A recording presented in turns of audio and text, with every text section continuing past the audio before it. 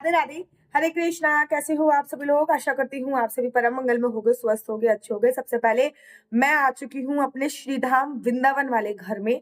और श्रीधाम आपको बैकग्राउंड से पता चल रहा होगा, ये मेरे श्रीधाम वृंदावन में जो छोटा सा घर है उस घर में आ चुकी हूँ। और आज हम लोग बात करेंगे बाके बिहारी जी का जन्मदिन कब है, या फिर बिहार पंचमी की। मैं बेसिकली बिहार पंचमी पे बाके बिहारी जी का जन्मदिन मनाने के लिए वृंदावन में आई हूँ। हमारे बाके बिहारी जी का प्राकट्य उत्सव कब मनाया जा रहा है? क्या 5 तारीख को बाके बिहारी जी का प्राकट्य उत्सव बनाया जाएगा, या फिर 6 दिसंबर को बाके बिहारी जी का प्राकट्य उत्सव बनाया जाएगा? श्रीधाम वृंदावन में स्थित बाके बिहारी जी का मंदिर, जिसको बोला जाता है कि वृंदावन के राजा हैं बाके बिहारी जी। जब मैंने भागवत कथा सीखी तब मुझे यहाँ पे बताया गया, मुझे ना थोड़ी सी प्रॉब्लम आ रही थी कथा सीखने में। जब मैं, क्योंकि दिल्ली की लड़की है, कथा सीखने में थोड़ी प्रॉब्लम, तो मुझे मेरे गुरुजी ने बोला कि आप एवरीडे नित्य बाके बिहारी जी के मंदिर में जाओ। वृंदावन के राजा हैं बाके बिहारी जी। जब तक आप राजा के सामने रोज जाके मत्था नहीं टेकोगे, तब तक आपका इस शहर में निर्धारित स्थान नहीं मिल पाएगा और आप कुछ भी ज्ञान अर्जित नहीं कर सकते। तब से लेकर जब तक मैंने कथा कंप्लीटली सीखी, मैं 3 साल लगातार 3-4 साल वृंदावन में रही। एवरीडे बिहारी जी के मंदिर जाती थी, एवरीडे मेरा नित्य नियम था। और बिहारी जी की मेरे पे इतनी कृपा हुई, इतनी कृपा हुई कि वृंदावन में आए हुए मुझे 3 ही महीने हुए थे और मुझे मेरा आशियाना दे दिया। एक जमीन दी छोटी सी, उसमें मैंने अपना ये घर बना लिया। और बिहारी जी की ही कृपा से मैंने ये सेवार्थ बनाया, जो कि नीचे सेवा के भाव से मैं देती हूँ, जिसमें बिना पैसे के एक भी शुल्क नहीं लेती हूँ। खैर, ये तो आप लोगों को मेरे बारे में पता ही होगा। आज की वीडियो में मैं आप लोगों को बताऊंगी कि बिहार पंचमी कब है। बिहार पंचमी पे ही श्री हरिदास जी ने बाके बिहारी जी को प्रकट किया था। एक बार श्री हरिदास जी के कहने, श्री हरिदास जी के शिष्यों ने श्री हरिदास जी से कहा, आप तो नित्य अपने ठाकुर जी के दर्शन करते हो, मंदी मंद मुस्कुराते रहते हो। महाराज, कलयुग में हम लोगों पे भी उद्धार कीजिए, हम भी देखना चाहते हैं कि आखिर लाला दिखते कैसे हैं। जब इतना बोला, तब श्री हरिदास जी मुस्काए और कहा कि मैं उचित समय पे आने पर लाला के दर्शन आप लोगों को कराऊंगा। बिहार पंचमी का पावन दिन था, और जब बिहार पंचमी का दिन था, श्री हरिदास जी ने अपने शिष्यों को बुलाया। और जब श्री हरिदास जी ने अपने शिष्यों को बुलाया, तो श्री हरिदास जी ने कहा कि सभी लोग अपनी आंखें बंद कर लीजिए। सभी लोगों ने अपनी आंखें बंद कर ली। श्री हरिदास जी ने भगवान से प्रार्थना करी। श्री हरिदास जी के हृदय से एक राधा रानी प्रकट हुई और एक कन्हैया जी प्रकट हुए। श्री हरिदास जी ने कहा, सब अपने अपने नेत्र खोलो। जैसे ही सबने, अपने सारे शिष्यों ने, उनके सारे शिष्यों ने नेत्र खोले, इतना उजाला था, इतना उजाला था कि नेत्र ना ऐसे ऐसे ऐसे ऐसे ऐसे हो रहे थे, खुल ही नहीं रहे थे, क्योंकि राधा रानी के तेज के कारण कोई भी दास जी द्वारा प्रकट प्रतिमा को देख ही नहीं पा रहे थे। ना तो वो राधा रानी को देख पाए थे, ना कन्हैया जी को देख रहे थे, क्योंकि उनका तेज बहुत ही ज्यादा था। केवल श्री हरिदास जी तो उनको देख रहे थे, बाकी कोई नहीं देख पाए थे।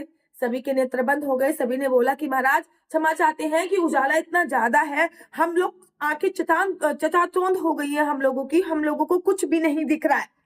तब श्री हरिदास जी ने राधा रानी से प्रार्थना करी और भगवान श्री कृष्ण जी से प्रार्थना करी कि भगवान श्री कृष्ण जी का तो श्रृंगार मैं यहाँ की फूल पत्तियों से कर दूंगा, लेकिन श्रीमती राधा रानी जी का श्रृंगार कैसे करूंगा? दोनों से प्रार्थना करी। दोनों प्रतिमा आपस में एक दूसरे में समाहित हो गई, और जब दोनों प्रतिमा आपस में एक दूसरे में समाहित हो गई, वो बने हमारे बाके बिहारी जी। यह जब बाके बिहारी जी प्रकट हुए थे, तो उस दिन बिहार पंचमी थी, अर्थात मार्गशीर्ष महीने की पंचमी तिथि थी, जिस दिन हमारे बाके बिहारी जी प्रकट हुए थे। तभी से बाके बिहारी जी को वृंदावन का राजा घोषित कर दिया गया, और बाके बिहारी जी वृंदावन के राजा हैं। देखो, श्रीधाम वृंदावन में ना 7 ऐसी प्रतिमाएं हैं जो स्वयंभू प्रकट है। ये मैं ये बात नहीं करी कि आप प्रेम मंदिर जा रहे हो, प्रेम मंदिर को देख रहे हो, या फिर आप इस्कॉन टेम्पल जा रहे हो, इस्कॉन टेम्पल की प्रतिमा को देख रहे हो। जो प्रतिमा खुद से प्रकट हुई है, किसी कलाकार ने जिनको नहीं बनाया, आपको उनके दर्शन से प्रथम करने चाहिए।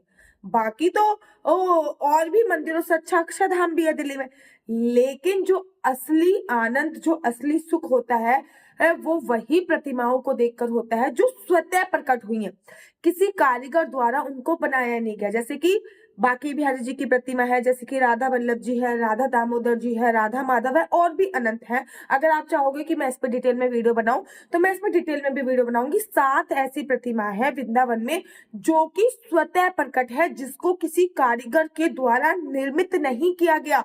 उसमें से हमारे एक बाके बिहारी जी है। बाके बिहारी जी का जो जन्मदिन मनाया जाता है वो बिहार पंचमी पे मनाया जाता है बड़ी धूमधाम से। ना केवल बाके बिहारी जी का जन्मदिन बिहार पंचमी पे मनाया जाता है, अपितु हमारी राम जी और माता सीता का विवाह भी बिहार पंचमी पे हुआ था। देखो, अगर आप वृंदावन बिहार पंचमी पे आ रहे हो बाके बिहारी जी का जन्मदिन सेलिब्रेट करने, बहुत अच्छी बात, बहुत ही अच्छी बात है। इससे अच्छा कुछ नहीं हो सकता कि कहते हैं ना, कोई खास लोग होते हैं जिनको बिहारी जी अपने जन्मदिन, अब आपके बच्चे का जन्मदिन है, आप पूरी दुनिया को तो नोटोगे नहीं, जो आपके खास हैं, जो आपके खास रिश्तेदार हैं, केवल आप उन्हीं को बुलाओगे।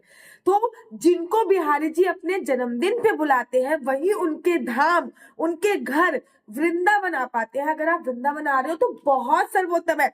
मेरा भी ये मतलब, पहले भी मैं बिहारी जी का जन्मदिन कम से कम 6-7 बार बना चुकी हूँ वृंदावन धाम में, लेकिन पिछले 2 साल से मैं बिहारी जी का जन्मदिन वृंदावन धाम में नहीं बना पा रही थी।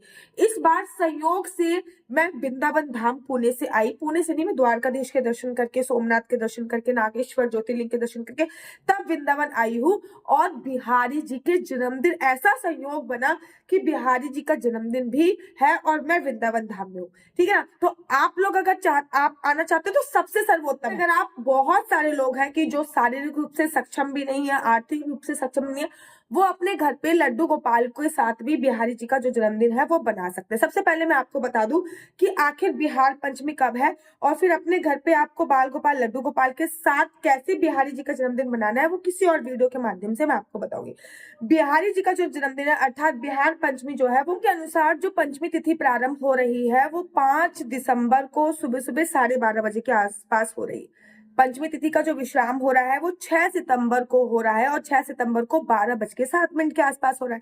उदया तिथि के अनुसार बाकी बिहारी जी का जो जन्मदिन मनाया जाएगा वो 6 सितंबर को मनाया जाएगा। 6 सितंबर को बाकी बिहारी जी का जन्मदिन बहुत धूमधाम से श्रीधाम वृंदावन में बनाया जा रहा है और हर जगह 6 सितंबर को ही बाकी बिहारी जी का जन्मदिन मनाया जा रहा है। बाकी बिहारी जी के जन्मदिन 6 सितंबर को अनेक शुभ योग बन रहे, जैसे कि ध्रुव योग इस दिन है, सर्व सिद्धि योग इस दिन पड़ रहा है, शिववास योग इस दिन पड़ रहा है। बहुत अच्छी तिथि है और इस दिन भगवान राम जी की और माता सीता माता की भी विवाह की वर्षगांठ बनाई जाएगी। इस दिन ही उनका विवाह हुआ था। इस बार तो दाम्पत्य जीवन वाले हैं, अर्थात जिनकी जब मैं कुंडली देखती हूँ और मुझे पता चलता है कि उनकी मैरिज लाइफ में कोई प्रॉब्लम है, तो कुछ उपाय मैं आपको बताऊंगी, वो करना बहुत सर्वोत्तम होगा।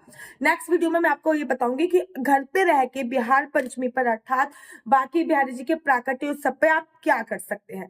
मेरा नंबर है 4 बार 9 20 25 65। दोबारा से रिपीट करती हूँ, 4 बार 9 20 25 65। आपका बच्चा जॉब करेगा या बिजनेस करेगा?